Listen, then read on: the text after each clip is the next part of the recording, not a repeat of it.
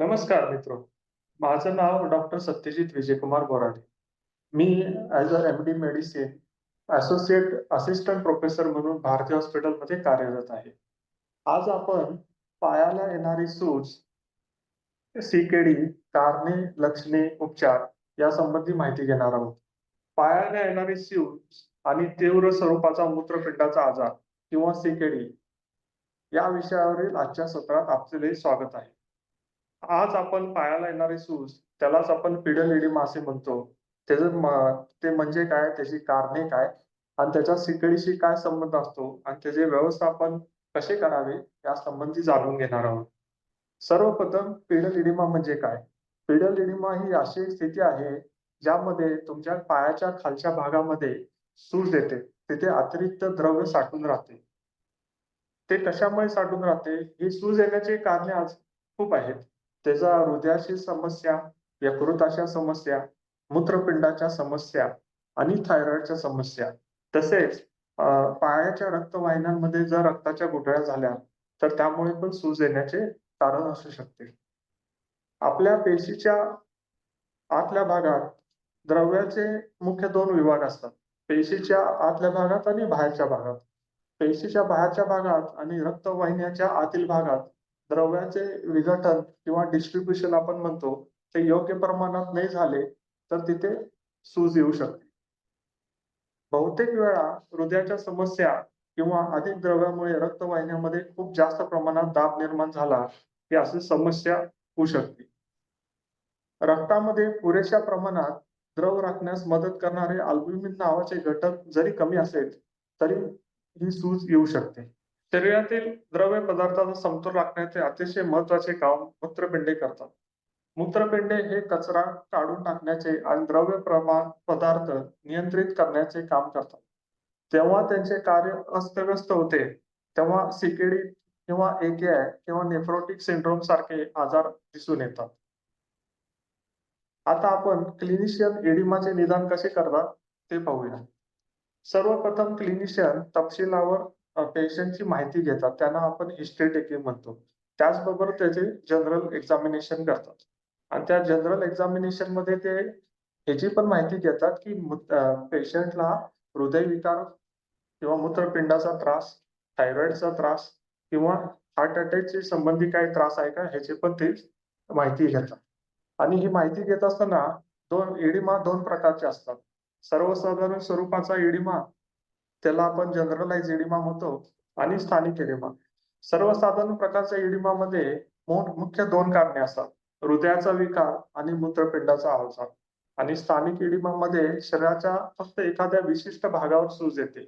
हे बहुतेक वेळा बाह्य लिंफ द्रवाचा प्रवाह बंद होणे, म्हणजे आपली जी लिम्फॅटिक ड्रेनेज सिस्टीम आहे, त्याच्यामध्ये बिघाड येऊ शकतो. आणि शिरांमध्ये रक्तप्रवाह समस्या, जेव्हा रक्ताच्या गुठळ्या तयार होतात, त्यामुळे पण सूज येते. त्यामध्ये स्थानिक एडिमाची कारणे असू शकतात. आता एडिमा हे 2 प्रकारचे असतात. त्यात पेटिंग एडिमा आणि non painting oedema. Painting oedema म्हणजे काय? जेव्हा शरीराच्या कोणत्याही विशिष्ट भागाला सूज आल्यास आणि आपण त्याच्यावर प्रेस केल्यास तिथं जेव्हा खस पडते, त्याला पेटिंग एडिमा म्हणतात.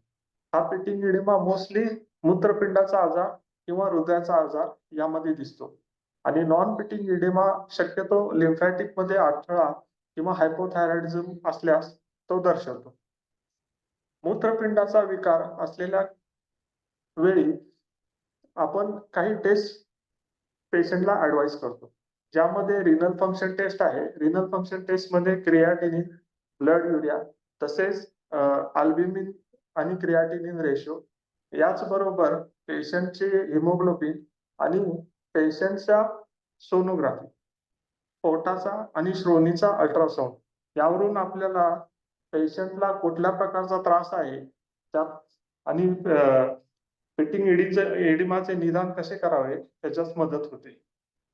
जेव्हा एडिमाचे व्यवस्थापन करण्याची वेळ येते, तेव्हा त्याचे कारण स्थानिक आहे की यंत्रणेचे आहे, यावर निश्चित दृष्टिकोन अवलंबून असतो. स्थानिक कारणासाठी मूलभूत समस्येकडे लक्ष देण्याबरोबरच औषधाव्यतिरिक्त इतर उपचारही आवश्यक आहेत. आता स्थानिक एडिमामध्ये इतर उपचारमध्ये काय काय येऊ शकते? जर तुमच्या पायाला सूज असेल, तर काही वेळेसाठी आपण पेशंटला ऍडवाइस करतो की पाय थोड्या उंचीवर ठेवा, जेणेकरून ती सूज कमी होऊ शकते. त्याचबरोबर आपण त्याला कम्प्रेशन स्टॉकिंग पण देतो, ज्यामुळे तिथला रक्त पुरवठा सुरळीत राहतो आणि सूज याला कमी होते. त्याचबरोबर फिजिओथेरपी हा पण एक उपचार असू शकतो.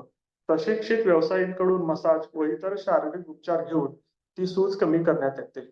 आणि लास्ट, बर्फ लावणे तीव्र स्वरूपाचा किंवा कंजेस्टेड इडिमासाठी सेल्युलायटिस केसेसमध्ये हा उपचार कामी येतो. जर सीकेडी प्रमाणे शरीराची यंत्रणा कारणे असल्यास उपचारांमध्ये द्रव्यसंचय कमी करण्यावर मूलभूत स्थितीवर लक्ष केंद्रित केले जाते, याचा समावेश होतो. आणि मेन कारण म्हणजे एडिमासाठी आहे, आपल्या आहारामध्ये आपण काय बदल करू शकतो, तर मीठ हे मूलभूत एकमेव असं कारण आहे ज्याला आपण प्रतिबंध घातल्यास इडिमा बऱ्याच प्रमाणात कमी होऊ शकतो. मिठाचे सेवन कमी केल्यामुळे द्रव्य संचय होण्यास प्रतिबंध केला जातो आणि त्याचबरोबर अधिक प्रमाणात व्यवस्थापन करण्यास मदत होते. मेडिसिन मध्ये तुम्ही काय घेऊ शकाल? मेडिसिन मध्ये डायुरेटिक्स नावाचे मेडिकेशन आहे, ज्यामुळे लघवीचे प्रमाण जास्त प्रमाणात होऊन तुमच्या शरीरातली सूज कमी करायला मदत होते. त्या डायुरेटिकचे 2-3 प्रकार आहेत: loop diuretic, potassium diuretic, steric diuretic आणि थायझाइड डायुरेटिक. लूप डायुरेटिक मध्ये फ्युरोसिमाइड आणि टॉर्सिमाइड. बहुतेक वेळा त्यांची परिणामकारकता आणि दीर्घ काळकृती यासाठी त्यांना प्राधान्य दिले जाते. थायझाइड डायुरेटिक्स मध्ये मेट्रोलाझोन या डायुरेटिकच्या अधिक परिणामासाठी अनुषंगिक उपयोग केला जातो. पोटॅशियम डायुरेटिक जे आहे ते वापरण्यापूर्वी आपल्याला पेशंटची पोटॅशियम लेवल बघावे लागते. जर यामध्ये पोटॅशियम कमी होणे किंवा हायपोकालेमिया होण्याचा संभाव्य धोका असू शकतो. इडिमाची तीव्रता किती आहे? पेशंट हिमोडायनॅमिकली स्टेबल आहे का? पेशंटचे क्षाराचे प्रमाण नियंत्रित आहे का? हे सगळे लक्षात घेऊनच डायुरेटिक्स चालू करण्याचा निश्चय केला जातो. त्याची निवड केली जाते आणि डोस निश्चित केला जातो. त्यामध्ये पेशंटला हायपोकायलेमिया होणार नाही ना, उच्च रक्तदाब होणार नाही ना, इलेक्ट्रोलाइटचा असमतोल होणार नाही ना, याची पूर्ण काळजी घ्यावी लागते. तीव्र स्वरूपाच्या मूत्रपिंडाच्या आजारामध्ये बहुतेक वेळा एडिमाचे व्यवस्थापन करण्याची आवश्यकता असते. त्यामुळे 2 आहेत: मीठ आणि द्रव्य पदार्थावर मर्यादा आणि दुसरं डायुरेटिकचा उच्च डोस.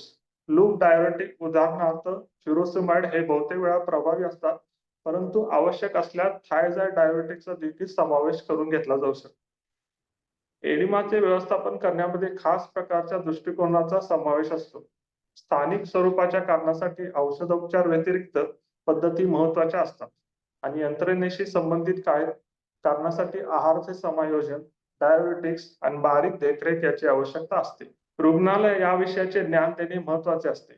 स्थिती समजून घेणे, उपचार पद्धतीत योग्य पाठपुरावा करणे आणि जीवनशैलीत बदल करणे असे केल्यास चांगले यश मिळू शकते. लवकर निदान केल्यास आणि लक्षणाचे प्रभावी व्यवस्थापन केल्यास त्यामुळे गंभीर समस्यांना प्रतिबंध करण्यास मदत होऊ शकते.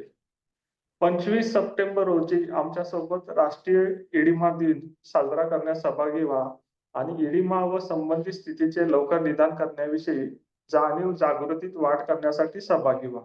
एकमेकांना सहकार्याने आपण इडिमा अधिक चांगल्या प्रकारे समजून घेऊ आणि त्याचे व्यवस्थापन करू. धन्यवाद.